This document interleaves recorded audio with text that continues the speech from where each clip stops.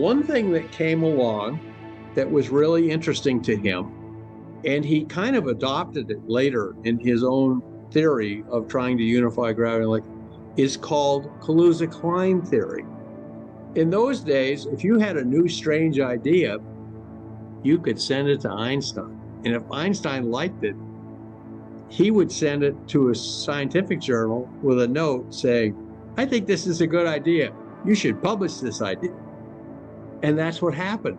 This guy Kaluza, a German scientist, came up with this idea of a hidden fifth dimension. It's there, but it's not there. It's kind of mind-boggling. How can something be important if you can't actually see it?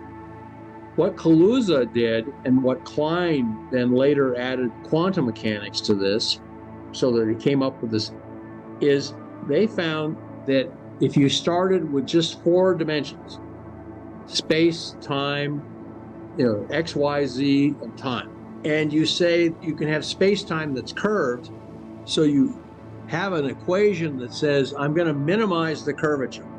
The idea is you minimize the energy. The universe runs economically. Yes, it runs with a big budget, but it keeps track. If you apply that principle of minimum energy to space-time, you get Einstein's theory of relativity, general relativity. Black holes, the Big Bang, everything comes out of just one mathematical principle. You define space-time, X, Y, Z, and time, and then you minimize its curvature. Bingo. It's called the Hilbert action principle. Einstein loved this idea.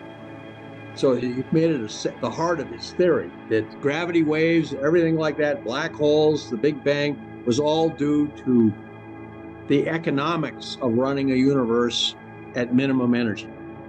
Now, what Kaluza discovered, if you add a hidden fifth dimension, so there's X, Y, Z, and time, and then something else.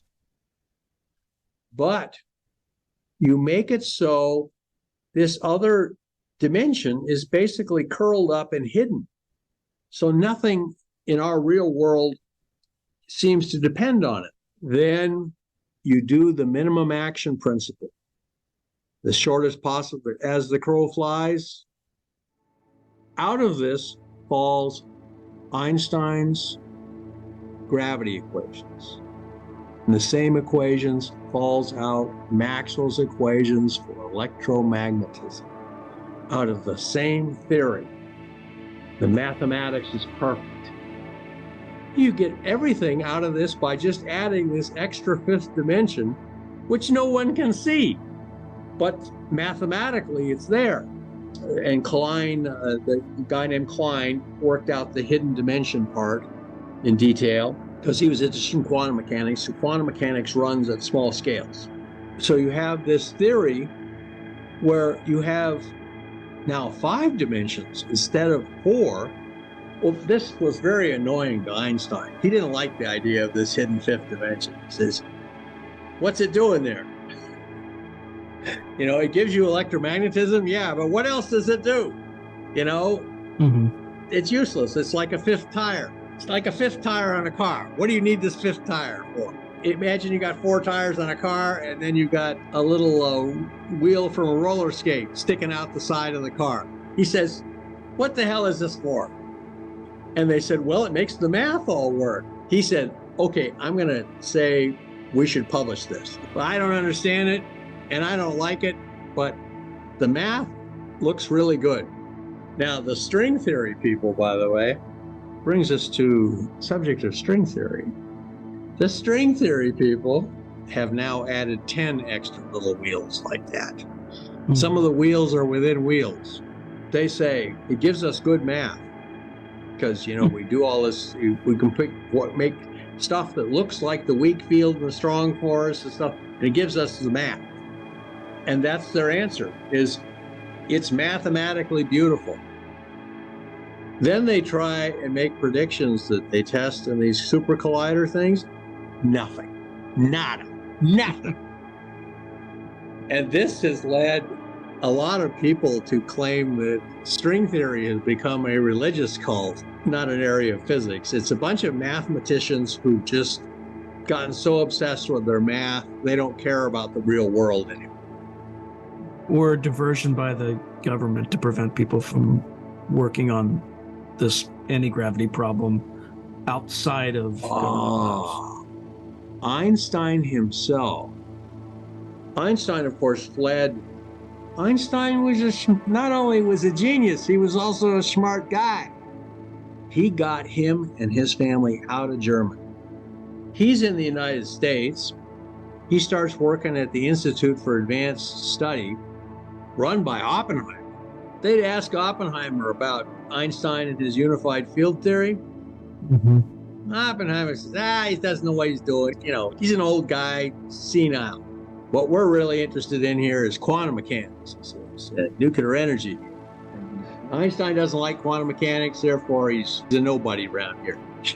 Einstein is working on this unified field theory, and he notices that the government doesn't like his work.